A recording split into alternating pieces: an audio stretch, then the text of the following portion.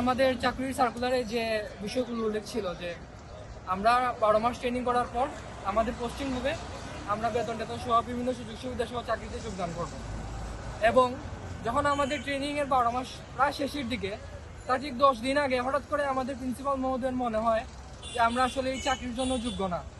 এবং উনি এই পিআরবি আইনের একটা এমন একটি ধারা যেটা বর্তমানে বাস্তবে কোনো প্রয়োগই নেই, ওই ধারা বলে আমাদেরকে কোনো ধরনের আত্মপক্ষ সমর্থনের সুযোগ না দিয়ে, কোনো ধরনের তদন্ত না করে একটি ভুয়া এবং একটি বানোয়াট একটি অভিযোগের ভিত্তিতে 252 জনকে চাকরি থেকে বের করে। কি অভিযোগ ছিল? অভিযোগটা ছিল নাস্তা না খেয়ে হইচই করা। এই যে অভিযোগটা আসছে, এই অভিযোগের কোনো ধরনের কোনো তদন্ত, কোনো ধরনের কোনো সাক্ষ্য প্রমাণ, আমাদেরকে আত্মপক্ষ সমর্থনের কোনো ধরনের কোনো সুযোগ দেওয়া হয় না। এবং এই অভিযোগের ভিত্তিতে যে আমাদেরকে বের করা হয়েছে এটাও কিন্তু না।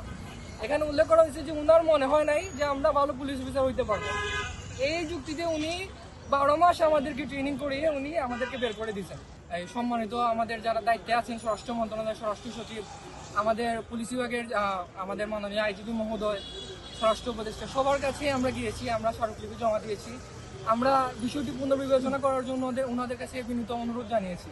এমনকি মহামান্য আদালতের কাছে আমরা আমাদের বিষয়টি যাতে একটি সুবিচার হয় আমাদের প্রতি, এটা আমরা দাবি জানিয়েছি। কিন্তু আপনারা দেখছেন যে আমরা বিভিন্ন জায়গায় নিয়মতান্ত্রিকভাবে আমরা যাচ্ছি, কিন্তু কেউ আমাদের পাশে দাঁড়াচ্ছে না, আমাদের বিষয়টি কেউ কর্ণপাত করছে না। তেমন অবস্থায় আমরা এমন একটি পরিস্থিতিতে এসে দাঁড়াইছি যে আসলে রাস্তা জানানো ছাড়া আমাদের কাছে কোনো উপায় না। 8 জনকে, আর তারপরে চতুর্থ ধাপে 2025 সালের 1 জানুয়ারি, যেখানে আমাদের ট্রেনিং শেষ হয়ে যাওয়ার কথা ছিল 4 নভেম্বর, সেখানে 15 মাস পরেও তিনজন সাব ইন্সপেক্টরকে বলছে মাঠে যখন প্যারেড চলমান ছিল তারা এক লাইনে না হেঁটে ভিন্ন ভিন্ন লাইনে হাঁটাহাঁটি করেছে। এরকম কিছু একদম জাস্ট চিলি কিছু ম্যাটার নিয়ে তাদেরকে অব্যাহতি দেওয়া হয়। 14 মাস প্লাস 15 মাস তখন চলমান ট্রেনিং চলাকালীন সময় এটা হয়েছে। আমরা 12 তারিখের একটা নির্দেশ থেকে সময় দিয়েছিলাম যে আমাদের 12 তারিখের মধ্যে জানানো হবে, জানতে চেয়েছিলাম, কিন্তু আমাদেরকে জানানো হয়নি। আজকে 13 তারিখ, এই জন্য আমরা মাঠের ফলাফলের জন্য আসছি।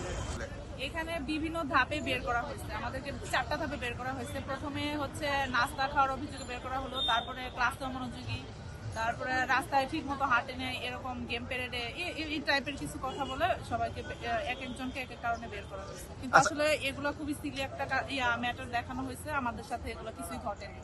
রাজনৈতিক কোনো কারণে কি আপনাদেরকে? না, এখানে রাজনৈতিক কোনো কারণই ছিল না। আমাদের শোকজ পেপারসে লেখাই ছিল যে বিশৃঙ্খলার জন্য, কিন্তু অ্যাকচুয়ালি যদি বিশৃঙ্খলার জন্য এরকম হয় তাহলে সারদার ভাষায় বা পুলিশি ভাষায় যেটাকে বলে এক্সট্রা ড্রিল অথবা ইডি আমাদেরকে 1 ঘন্টা একটা পানিশমেন্ট দিতে পারতো, কিন্তু সেখানে আমাদের একটা গুরুদণ্ড হয়ে আমাদের অব্যাহতি দেওয়া হয়েছে। এমনিতে 112 বছর ইতিহাসে এই সামান্য শৃঙ্খলা ভঙ্গের জন্য কাউকে অব্যাহতি দেওয়া হয় নাই।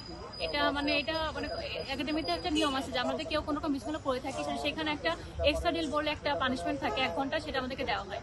কিন্তু এরকম শৃঙ্খলা ভঙ্গের অভিযোগে 112 বছর ইতিহাসে এমন কোনো ঘটনা ঘটে নাই যে শৃঙ্খলা ভঙ্গের জন্য এতগুলো মানুষকে অব্যাহতি দেওয়া হবে। যারা অব্যাহতি পেয়েছে তাদের সবারই নির্ধারিত যে ট্রেনিং সময়সীমা সেটা সম্পন্ন হয়ে গেছিল। তো সম্পূর্ণ একটা বছর যে ট্রেনিং কাল, সেটা আমরা বাড়ি থেকে টাকা এনে করলাম ঠিকই, কিন্তু আমরা ট্রেনিংও সম্পন্ন করলাম, কিন্তু যেখানে আমাদেরকে বিভিন্ন কর্মস্থলে আমাদের যোগদান করার কথা, সেটা না করে আমাদেরকে প্রত্যেককে 321 জনকে ডিসচার্জ লেটার দেওয়া হয়। সেই সুবাদেই আর কি আমার এই প্ল্যাকার্ডে এই লেখাটা যে আমরা আমার বাবা একজন কৃষক ছিলেন। আমি খুব কষ্ট করে ট্রেনিং করে ট্রেনিং এর শেষ পর্যায়ে এসে আমাকে ডিসচার্জ লেটার ধরিয়ে দেওয়া হয়।